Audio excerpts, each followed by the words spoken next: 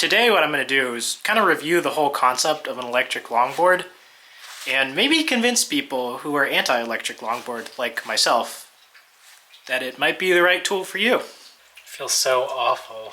Oh, I don't even want to film.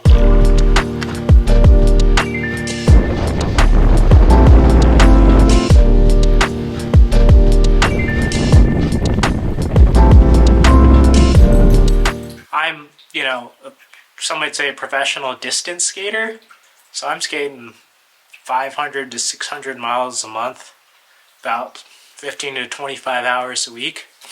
And you'd think out of all the people, I would be the one to hate electric longboards because I do everything pushing manually.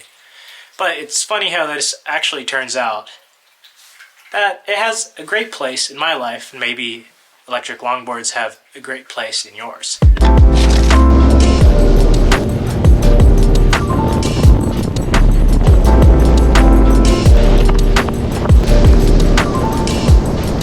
See, my problem was on my rest days, I don't really want to take the bus because I was trying not to get COVID, and the bus is actually really slow going downtown where I work. That's why I like longboarding in the first place. So when Meepo contacted me and asked if I wanted to try an electric longboard, initially I thought it was a bad idea, but then I realized it might be the perfect opportunity. If you're training 20 hours a week, hard training only matters if you heal, so that way you're ready for your next workout and your muscles actually improve. So follow me here.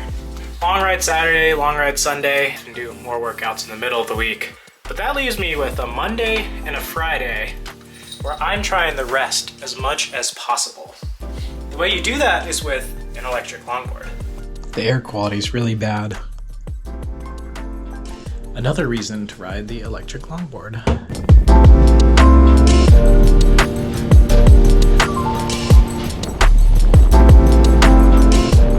This is the cheapest electric longboard you can buy, I think, that goes fast and is, decently safe and good.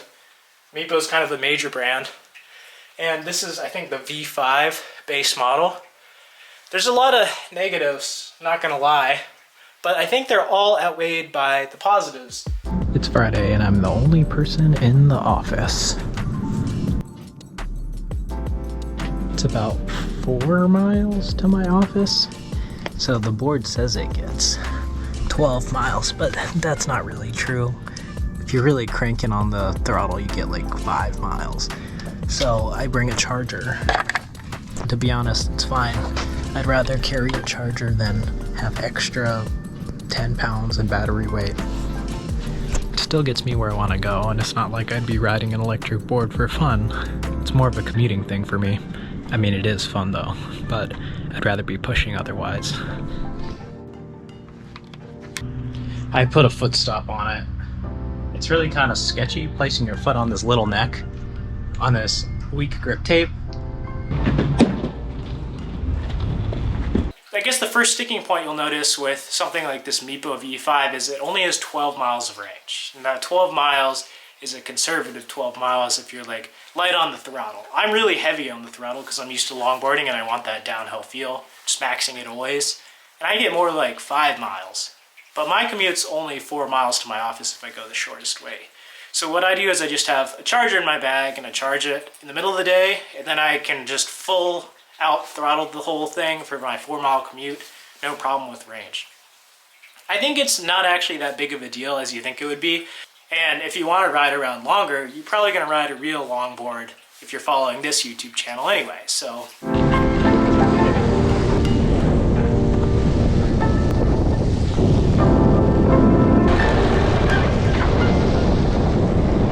I think an unforeseen thing that I really enjoyed about the electric longboard is also that it goes pretty fast. Like, for a base model longboard, it goes 28 miles per hour. And if you go 28 miles per hour into the crest of the hill and then downhill, you can go faster because the internal hub motors don't have a lot of friction, so you can actually go faster than the top speed of the board. So if I'm going to hit a hill, I can start out at 28 instead of 5. So what this has done for me, being from Asheville, North Carolina, and missing the mountains, downhill, all this stuff, has made my commute kind of like a little bit of downhill.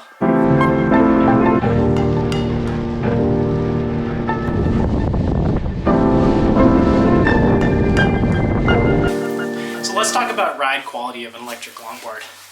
They weigh a lot more. I think this thing weighs 18 pounds. And actually, that's a good thing, because this has the lightweight battery, right? Because then it handles better, and it's easier to carry to your office. The other comfort thing about it is these hub motors. So like, they spin pretty freely, so if you do run out of energy, they work pretty well compared to the belts, which is a perk, and that's what comes on these cheaper longboards. But the negative of these hub motors is you have this thin urethane sheath surrounding the motor that is inside of the wheel, and that makes it pretty uncomfortable.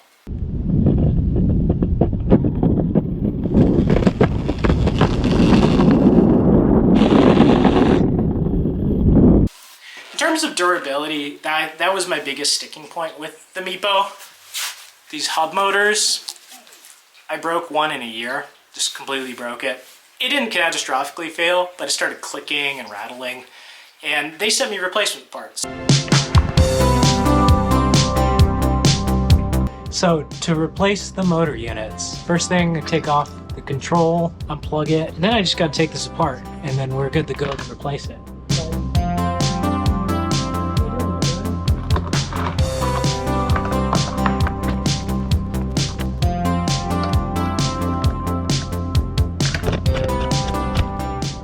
So Meepo is pretty fair, good company about that, but that's something to keep in mind. If you ride a board hard, you could probably break it in a year, and then you're gonna have to spend $40 to $80 to fix it if they don't insure it. But I mean, that could be worse. $40 to $80 is kind of the average thing you spend on like a pair of wheels you're sliding. So maybe it's just a consumable. The biggest negative was the base plates. I took them off. The kingpins got loose, which is kind of sketchy. You can see is that the kingpin wiggles, and that's because they didn't design it with enough metal. Because when you design something for tall bushings, they cut off the metal, and that means that it just breaks itself loose and starts wiggling. So I just slapped some Bear compatible base plates on. See, this Bear 40 base plate fits the Meepo perfectly. So I slapped my Bear 40 base plate on it, and the kingpin doesn't get loose, and it's a lot less sketchy now. I think the deck is the worst part about this cheaper electric longboard. Is it barely has any concave, and it's just like a flat deck with a little bit of flex in the loaded Vanguard shape. You know, when you're going 28 miles per hour on a less comfortable board, your feet are rattling. So I had to put a foot stop there just so my feet wouldn't slide off as I was slamming into speed bumps and stuff.